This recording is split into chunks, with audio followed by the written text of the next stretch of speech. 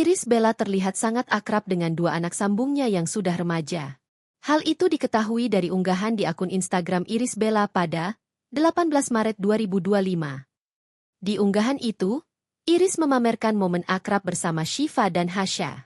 Terlihat, Irish memang sangat dekat dengan kedua anak tirinya.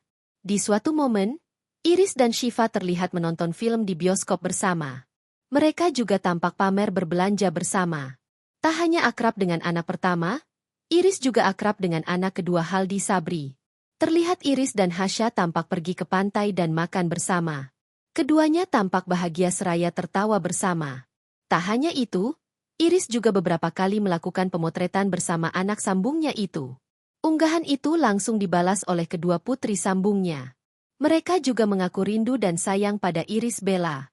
Tak hanya itu, banyak netizen yang ramai memberi komentar. Mereka pun turut menyinggung Irish Bella yang sempat kehilangan dua putrinya. Allah itu maha adil ya, kehilangan dua kembarnya sekarang didatangkan dua putri cantik-cantik, Masya Allah. Tulis seorang netizen.